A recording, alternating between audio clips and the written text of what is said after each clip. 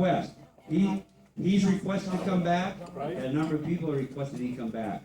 Anybody guess his name? Right? All right. Who was that? There we go, right there. Steve Israel will be here at the next meeting. Okay, he was the,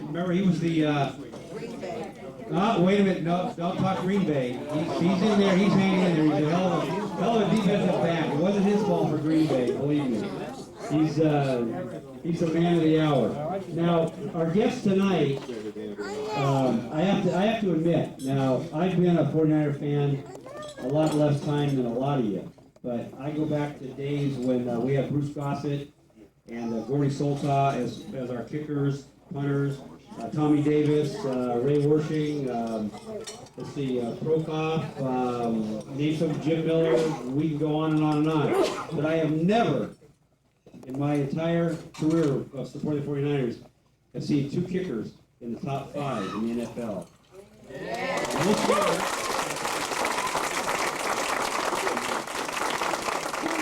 Now this year we have both kickers are in the top 5. Jeff Wilkins is right behind this guy from Dallas. What's that team down there? I don't know. I forgot. You know, yeah.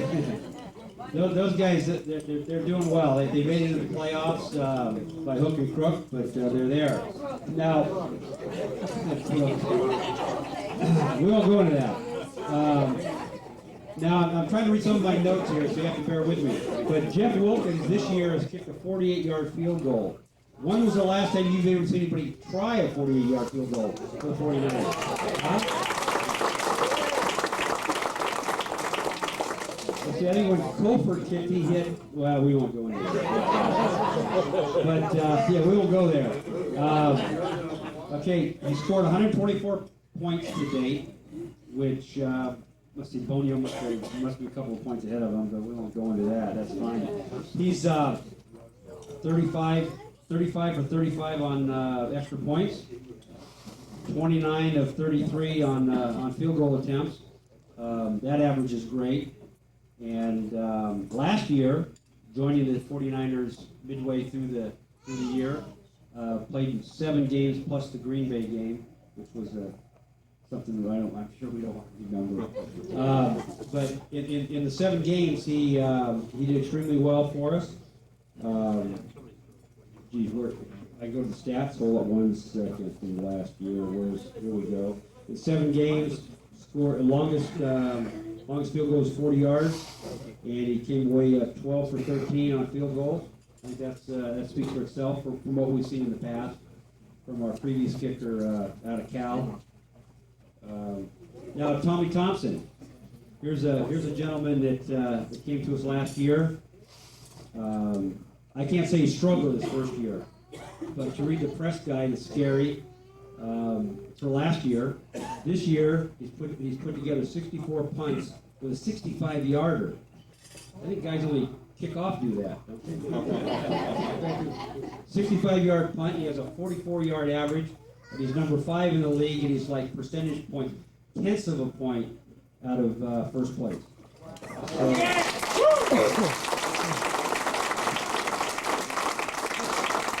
They have 2 of the greatest kickers in the NFL right here. Oh boy, what a treat! Jeff Wilkins, as you all know, is from Youngstown State in Ohio. Believe me, I asked him if there was any connection with. What are those guys called? I'm trying to think. Who's that? Yeah, the Barlows. That was that. And he denies all access to the Barlows. Well, somehow they say somehow. Well, he has an interesting story that I'll let him explain that to you of what he did to become a 49er. And it's great. I mean, I can't think of a more innovative way to become a player than to do what he did. So without any more, let's invite Jeff Wilkins up here.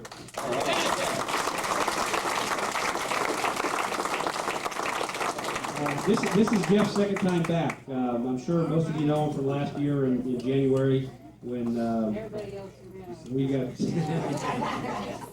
How do you really feel, Jan? Come on, tell us how do you really feel.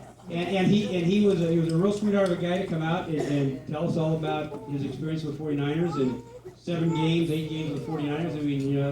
That's not a career yet. He's got a long way to go. So here's Jeff, and please explain to us how you became a 49er.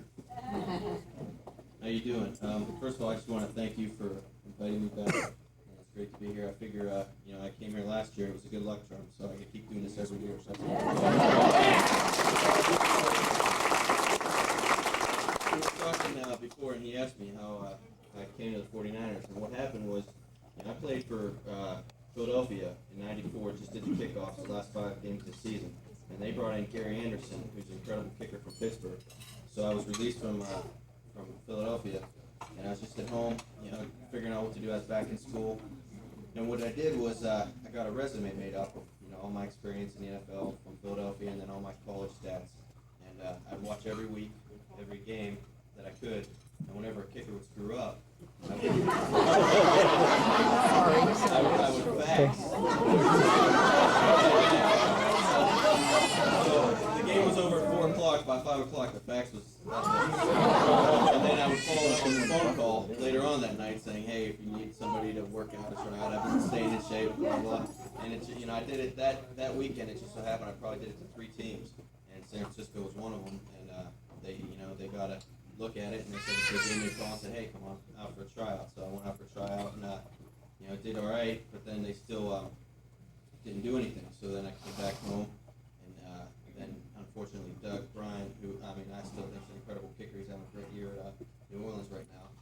Things just didn't work out for him in another game. So they brought us back for another workout, and that's when Tony Zendejas, he was with Atlanta at the time. And I came back out for a workout and had another good workout, and they said, well, here's the story. We like you, but you have no experience, because up to that point, I had never kicked an extra point or a field goal in a game. All I did was kickoffs. And the 49ers were making a run for the playoffs, another Super Bowl, and it's in the middle of the season, so they wanted to go with somebody with experience. And Tony Zendejas was let go from Atlanta that same day. So what they did is they put me in a hotel and said, hey, if we can get Tony, we're going to go with Tony. If not, you're our guy. And so, I'm in the hotel in San Francisco. I'm new to this area. I didn't know what to do. So the next day, I woke up, and they never said what time they were going to call or anything. So I didn't want to leave the hotel and eat or anything. So what happened is they ended up getting Tony Zendejas, and they basically gave me a call and said, come to the complex, and they handed me a plane ticket and said, thanks anyway. So I went back home. And, I was a little frustrated, but Mr. DeBartolo left a message on my answer machine saying, hey, I'm sorry things didn't work out, but we like you, and, if things don't work out this year, maybe next year. So, even though nothing came out of it right then, I was still happy because it looked bright for next year. And then 3 weeks later, Tony Zendejas, things didn't work out for him, and they called me and said, hey, it's your job. So, and that's basically how I became a 49er.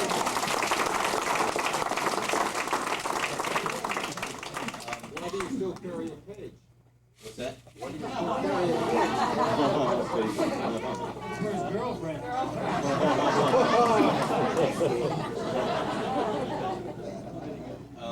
I guess, I'll just take any questions anybody has besides that one.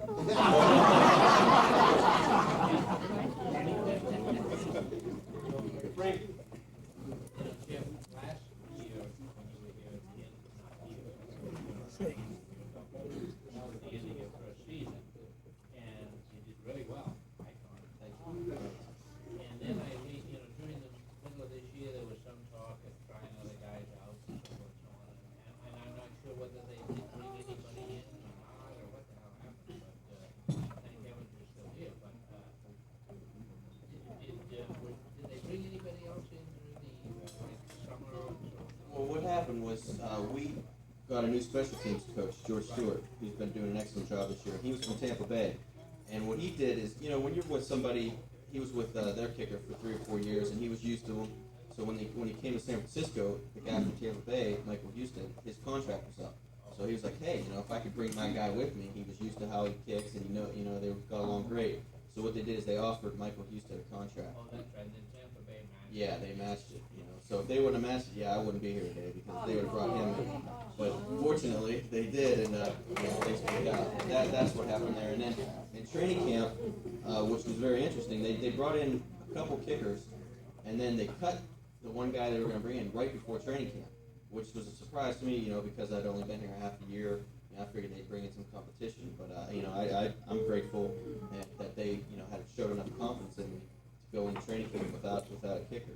You know, a couple of those games of preseason were pretty tough, but you know, things worked out, and you know, I'm just grateful for the Niners for one giving me the chance last year, and then having the confidence in me again this year. Something I've always wondered, watch a kicker, a soccer style kicker, side kicker. When they kick, the ball always hooks, very seldom goes straight. Why? I mean, how come it doesn't, you're trying to kick it straight between these two poles, how come it doesn't go straight? I've often wondered that. Well, I think it has to do with the way. I mean, most of them kind of kick a pretty straight ball. There's a few that have a hook. You don't want to have that hook. I mean, obviously that leads to trouble down the road. But I think, you know, when you're coming from an angle, from a side angle, so you're whipping through it. I think it's just the way, you know, your body whips through the ball that tends to, you know, if you're right-footed, you tend to hook it left, and if you're left-footed, you hook it right. So I think it just has to do with the way, you know, the mechanics of your body coming through and whipping around. I mean, actually, that'd probably be a question for Tom. He knows a lot about kick. He kicked in college, and he's more of the mechanic. I just go out there and like, hey, I kick the ball wherever it goes. Sometimes, actually, though, when I'm having trouble, I'll have him look at me and say, hey, you know, what am I doing wrong? And he usually spots something, so he helps out a lot there. Tell us about your game-saving tackle on the kickoff.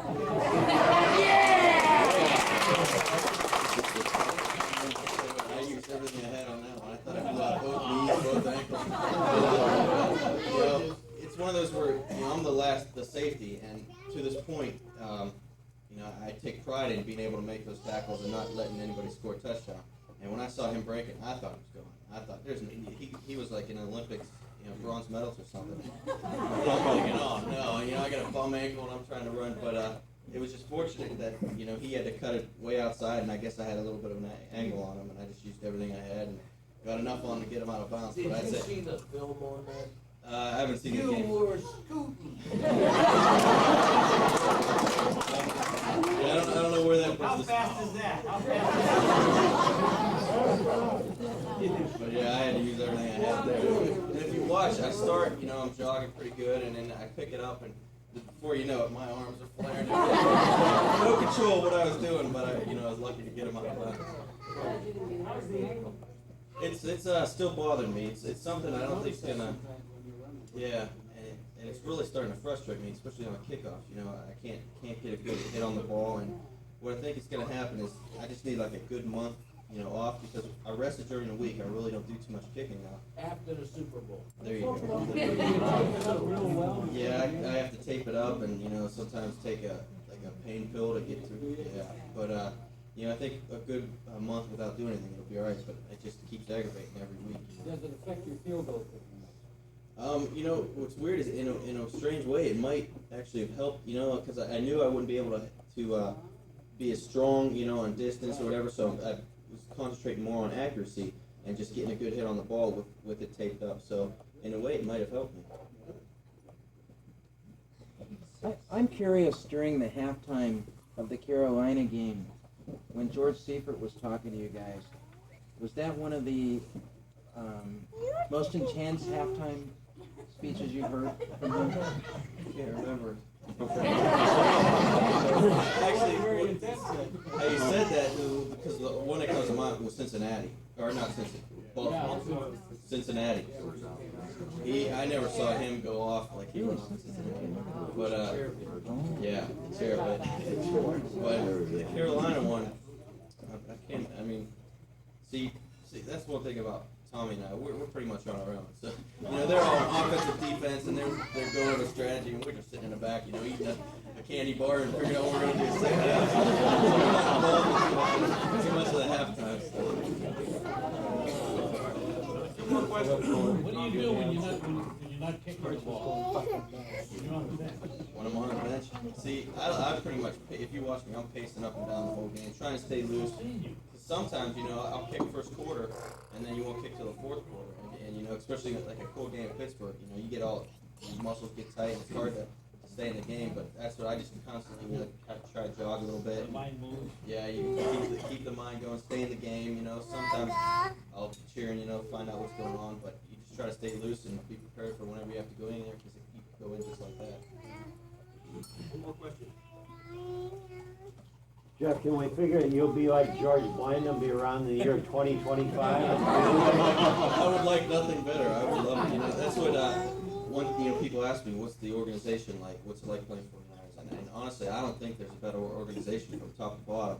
And I sit there and think, what if I have to go to another team? Like, I've been at Philadelphia, and it was horrible. I mean, I hated it. Compared to the 49ers, I mean, everything's better. And so I would love to stay here as long as I want. I don't want to go anywhere else because I think it's only a step down from the 49ers organization. So No Cleveland Browns.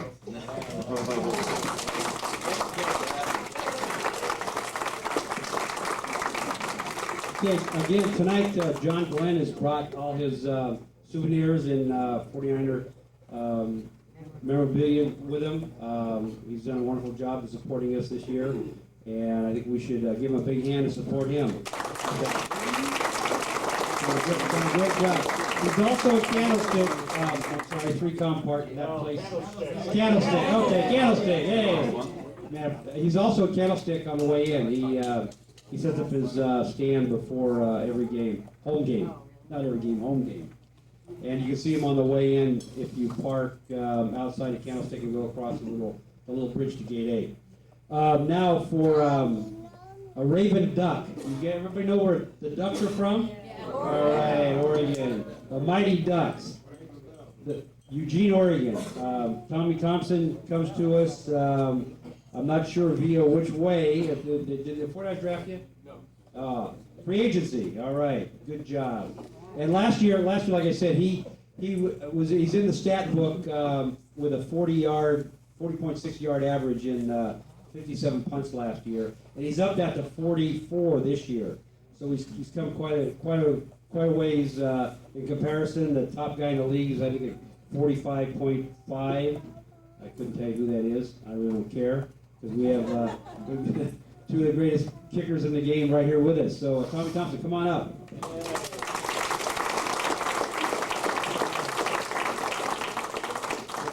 Now, coming to the 49ers as a free agent, what was it like who did you deal with the 49ers? Did you deal with Dwight Clark, or was there someone else in line that you had to see first?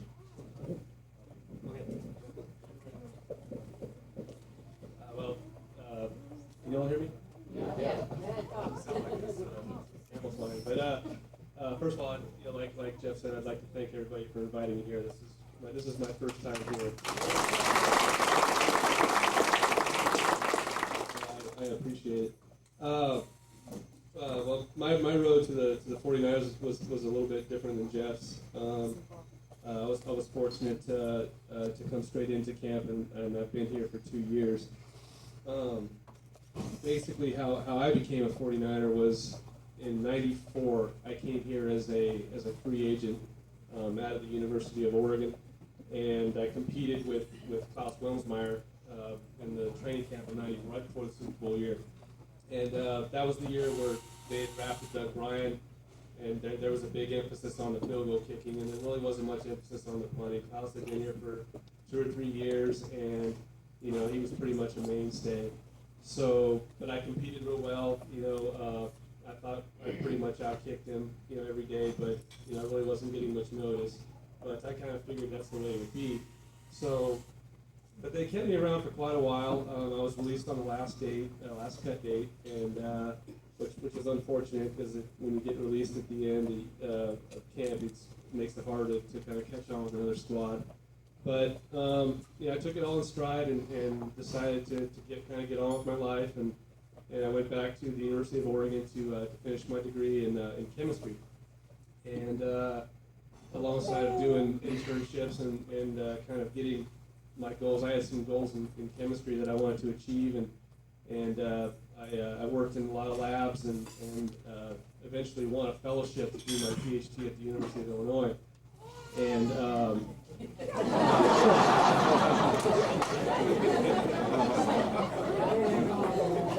know, things kind of happened really, really quickly. And you know, at one time, I wasn't sure if I was going to, you know, get into graduate school, and I wasn't sure if I was going to try football again or you know, or whatever. I didn't know where I was going to go. I knew something was going to happen, but I didn't know where I was going to be in the next year. And you know, I got my fellowship to the University of Illinois, and 2 days later, I got a call from about 6:30, 7 o'clock in the morning on a Saturday morning from Dwight Clark, and who said that this was actually, I think, 3 or 4 days after the Super Bowl, and said that they weren't going to sign Klaus back and they'd like me to be their punter. So that's I came into camp in '95 and took over the job from there. That's pretty much how I became a 49er. And my first year, you know, I was getting used to things, so you know, at first it was a little rough, it was a little inconsistent. But when you look at punter statistics that is, you don't necessarily look at an average and say that doesn't really tell you how he's doing. Like you say that, you know, you look at a 44-yard average, and that's almost 4 yards more than it was last year. But I don't think that technically I'm punting the ball better than I was towards the end of last year. And the reason is because I think it's two different styles of punting. How I think I got into the NFL was because of the ability to hang the ball in the air. And in college, I've never had a 44-yard average. My highest average in college was 42. I even had averages of 39, 38, 40. I've always been between 38 and 41 yards usually, and that's because I tend to hit higher punts that are normally fair caught. And this year, as Jeff was talking about, new special teams coach George Stewart, he has a different style of punting, and that's punting the ball to the boundaries, pinning a guy in. So now I'm not punting these high punts that are shorter and fair caught. I'm actually driving the ball to different sides and thus getting longer and with not as much hang time punts. So I'm getting much more 50 plus and sometimes 60 plus punts, which is why my average is 44 yards. So it's been a great year, you know. But it's when people ask me why are you punting so much better, I don't think that I'm actually punting that much better. It's just two different styles of punting. So alongside that, is there any questions? In punting, it brings up George Stewart. Now, how does he work the signals? Do you know where you're going to punt when you enter the game, or is it called out depending on who's in the backfield?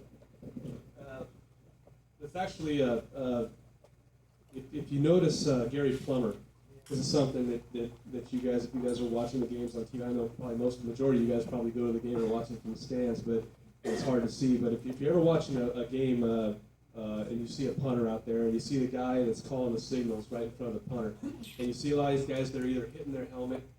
Usually, if you see like a guy on the Eagles, it's very simple. If the guy hits this side of the helmet, that's letting the punter know he's going to punt to the left. This is the right. Gary Plummer hits his butt. Depending on how they rush, for instance, if I got 8 guys on the line of scrimmage that are coming after me, and I've got 5 over here and 3 over here, I'll punt this way away from the rush. You see, a lot of special teams coaches, they'll know which your best side is, so they'll make you punt the other way. You see, I'm pretty much throughout the year I've been punting left, so naturally when I get into the games, a lot of the times they'll let me hit the first one left, and if I hit it good, they'll say, well, the heck with that, we're going to overload it and make you punt the other way. You know, and then if I punt the ball good there, then they just say, well, we give up and we'll just set up the return. But Gary Plummer will hit one of his butt cheeks. Frankly, he'll tap on whatever side or whatever cheek is way on point. So, hey, how many of you ladies here like to have that job? I bet there's a bunch out there. Those signals seem so obvious that the other team's got to see them too. A catcher throws about 6 different signals out, and I mean, when you're watching a game, you see these signals, and they're real obvious that the other team has to know exactly where it's going to. Well, if you think about it, it really doesn't. You don't have an advantage. The other team, it doesn't matter where you're punting the ball, as long as they can. For the most part, you can tell where a punter's going to punt the ball just by watching him on film. And there's punters in this league that do nothing but hit the ball over the right every time, no matter what. There's guys that so you mean 9 out of 10 times before a guy punts the ball, you know where he's going to punt it anyway. But it's not going to help you out. You still gotta catch the ball, return the ball, and block. It doesn't really help to know where the ball's going to go. In some cases it does, but on kickoffs especially, because you can call different kickoff returns. But on punt returns, there's really no advantage to knowing where the ball's going to go. What do you think of your new coach? Coach Stewart, I think he's an excellent coach. I think, as Jeff was saying, he gets guys fired up, and he has the respect of the players, and I think that's one thing that's different this year. And as far as being kickers and kicking for him, he's much easier to kick for than our special teams coach last year. He lets us do what we're comfortable with. And he lets us kick the ball, with what we kick best. I mean, if I kick best to left, he'll let me kick left. For example, whereas last year, our special teams coach, who was a great special teams coach, but he wanted things done his way, regardless of how I felt. Sometimes that wasn't advantageous to us. There used to be a time back when the punter would kick, and he tried to get it like the inside of the 1 or the 2 yard line. Hardly do I ever see that happening anymore, where we would try to get the ball to the 1 or the 2 just inside. The reason that was what they called the coffin corner kick, and basically that is it's they don't really do that style of punting anymore, and the reason for that is because nowadays punters are able to punt the ball higher, and what we try to do now is kick really high punts that'll force the returner to have to fair catch inside the 20. And the reason for that is because of the fumble possibility. You punt a ball 20 yards straight up in the air, it's very difficult to catch a punt with guys all around you. And the ball and the lights and everything else, the fumble possibilities are there, and that's the reason for that. Can you tell us something about kicking at 3Com Park in the winds? Well, all I know about that place is I look forward to the month of November, because once the month of November comes, the wind calms down. Once time changes, we're home free. So it's a very tough place to kick and punt because of the winds. There's about 3 or 4 different winds that kind of whip through there. There's not one consistent wind, which makes it very difficult for both punters and kickers. And specifically, in the beginning part of the year, when there's the infield there, the dirt's there, it's very tough to plan on and be consistent. So it is a relatively tough place to kick. Jeff mentioned he did well on his defensive back attack a couple weeks ago, and I noticed you got involved a couple times. Do they have you guys practice tackling drills since you are acting as a safety? Well, we don't practice tackling drills. The reason Jeff is such a good tackler is because Jeff was born and bred a football player. I was born and bred a soccer player, and I played soccer pretty much my whole life. Me and Jeff's roads to the NFL are much different. He was a quarterback in high school, and he was. Back in high school, he probably didn't have any idea that he'd be kicking in the NFL. He thought he'd probably be playing defensive back or quarterback or whatever. And he was from what he tells me, he was a heck of a quarterback in high school. So. I didn't even see some of those highlight films, but whereas myself, when I made the transition to kick a football, that's all I did was kick a football in high school, and then eventually won a scholarship, and then the rest is history. But we don't practice tackling, and I can guarantee it that I probably wouldn't have caught that gentleman the other day. So. How much difference does it make where the laces are when you kick the ball? Well, it makes a big difference. When you're punting, if you catch the ball with the laces up, you get the ball off quicker, and you're more in rhythm. when you catch the ball with the laces down, you know, you have to spin the ball and everything else, and while you're approaching the punt, you're spinning the ball in your hands, and sometimes that knocks you out of rhythm. So it makes it a lot easier to catch the ball with the laces up, but in most of the time, in most cases, that's, you know, you can't get a snapper that can snap the ball, a punt. Now, you know, like Randy Kirk is our snapper, he can snap a field goal 95% of the time with the laces up, so the holder all has to do is put it down. But on a punt, it's almost twice as, you know, he has twice as much distance, so that's almost impossible. One more question. Will you try to calibrate the importance of the bye the first week? Well, one thing that's real important is I get to go home for Christmas and we have a bye, so you know, I'm really open for that, you know. But you know, it's one thing that's good about having it. There's positives and negatives to having a bye, and the negative thing about a bye, and I hate to be pessimistic, but you have more time to think about a game. You have a lot more time to over prepare for a game. You know, it seemed like last year against Green Bay that, you know, we had 2 weeks, you know, whereas they played a game and then they came and play us. You know, we had 2 weeks to sit and think about the game, you know, and whereas they were, you know, they only had 3 or 4 days to prepare for us. You know, so at times I think sometimes you can over prepare for a game, you know, and you know, it's always great to have a game at home, but sometimes I think, you know, we play better on the road, you know, so those are things to consider. But I really enjoy Christmas at home, so I would enjoy the bye. You know, last week was totally different than the week before, and you wonder what happened. You didn't look at the same team. And what is it, morale? You hear a lot about trash talk and that sort of thing. You must have had a good talking to. Right. Well, I think more than anything else, the game against Carolina, you know, the guys there's a lot of animosity. You know, guys are real fired up, and you know, and the reason for that is because of the first game. I mean, you know, Carolina pretty much handled us. You know, the first time we played them in Carolina, and you know, before we lost to them a couple weeks ago, they were the only team that really flat out beat us all year.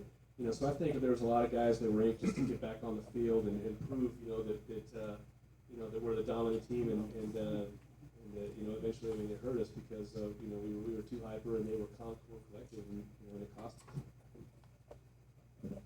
Tommy, why don't you tell everybody where you're from and who you played with in high school football, and maybe just touch a little bit about your days at Oregon. In fact, a lot of people here don't know that you're one of the leading kickers in college, and Tommy was the shoeless kicker in college. And maybe you might want to touch on that, Tommy. Well, I grew up in Lompoc, California. I don't know if you all know where that is, but it's a little small town. It's everybody laughs when I say Lompoc. I don't know why. It's down by Santa Barbara. It's on Vandenberg Air Force Base, and I went to high school with Napoleon Kaufman. We played from the Raiders, the running back of the Raiders. We grew up together and went to school together, and you know, I went on to Oregon, and he went on to Washington, and now he's in Oakland, and I'm in San Francisco. So it's you know, it's kind of been a rivalry the whole time. But you know, unlike Jeff, who's the big Youngstown hero, you know, I mean, Jeff is one of the only places probably in the world where his autographed jersey goes for about 10 times as much as the Jerry Rice autographed jersey. So unlike in my hometown paper, Napoleon Kaufman gets all the press, and in fact to this date, my hometown paper hasn't had a photograph of me in a 49er uniform yet. So, yeah, but you know, the heck with them, I don't care. But as Mr. Moralda was saying, I went to Oregon as a punter. Actually, you know, I went to Oregon as a field goal kicker. I was recruited out of high school as a field goal kicker, and Coach Rich Brooks, who's now the coach of the Rams, I don't know for how much longer, but he was a heck of a punting coach, and in fact, he was a special teams coach here in San Francisco at one time, and he brought me as a field goal kicker, and there was a field goal kicker there at the time, so he trained me to punt, and I punted there for a couple of years. I punted there all 4 years, but then I eventually took over the field goal job, and had a pretty good career as a field goal kicker, and I always brag to Jeff on how great a field goal kicker I was. I always try to show him my highlight films and stuff. And I think, as of this date, I still tell them that, as soon as the season's over, I'm going to go one-on-one with them, out on the practice field, alone. But no, I kid him a lot. I really enjoyed kicking field goals when I was younger, but when there came a time where I had to make a decision, and I felt that I had the best chance of making it as a punter.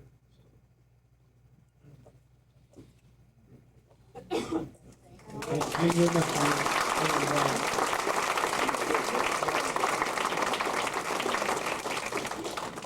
Your announcement. About family.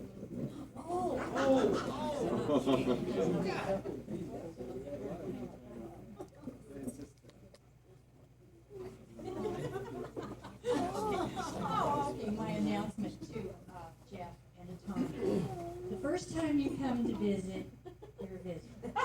The second time, and Jeff right now is the second time, so he's already family. But Tom, you and Jeff want to come. You want to have a free meal? You're welcome here anytime. I guarantee it. The word of the life tonight. Don't get in a butt kicking contest with these guys. You're going to lose. Okay, now we're going to start off with a raffle. Has everyone purchased their raffle tickets? Oh, wait a minute. Door prize. Oh, gee. We know about the door prize for the player. Okay. You get a frog. Okay. Here we go. Whoever wins. Red tickets, this is the door prize. You get a box of candy and a frog, aren't you lucky? 5041150. 5041150. You got it, Jim? Winner? Red tickets. 45, 46, 47. 49. And I don't even get a red ticket. 5041150.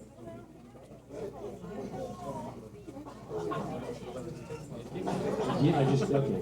One more time. 5041150. Are you the winner? Are you the winner? Oh, all right. See, okay. Okay.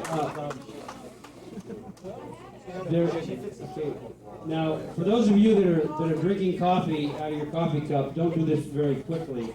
But look under your coffee cup and see if there's a little Santa Claus or a little sticker. Okay, whoever those that have stand up there, you win a bag of goodies. Frank always wins. You wanted to win something. That's what you said. You're trying to Jimmy say win, Jimmy. You won against Frank. I don't know if you get something you like. Copy that tape like in my card. Oh, Sill's in on it. That's great.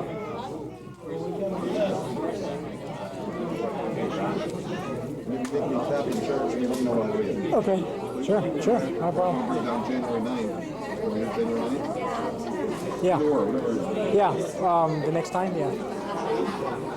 Okay, sure. Tom.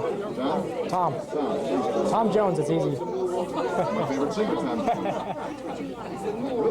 Yeah.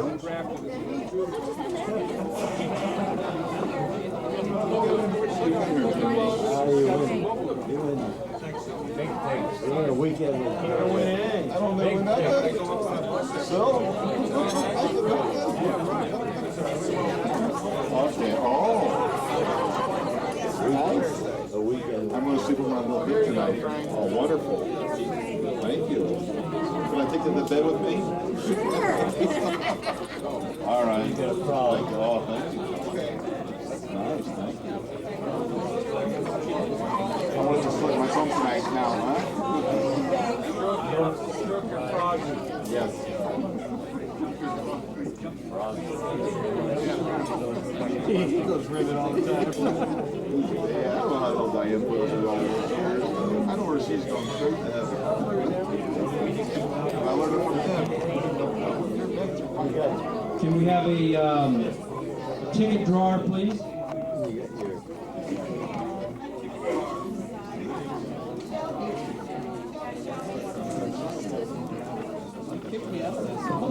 Remember the shake 'em up thing? Now we gotta roll them up. Now we can spin these tickets and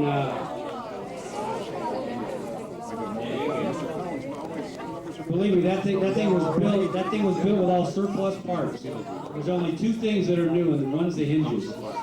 Everything else is surplus material. Okay, here we go. First one. Oh, do I? No, I'm sure you're going to tell me though. We have a seat cushion. You can hide inside. It's a barbecue cover. I mean, this thing is so multi-talented. You can cover your barbecue with it. You can hide in it. It's a backpack. It's a seat cushion. Oh, it's like a king-size bed. Look at this. It unfolds into a tent. You can take it camping. 9636753.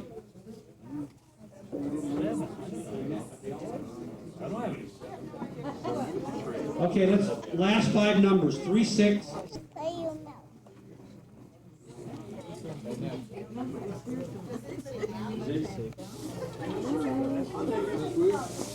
Yeah, the yellow tickets. The yellow tickets. 36753. Okay, the tickets, Stephen.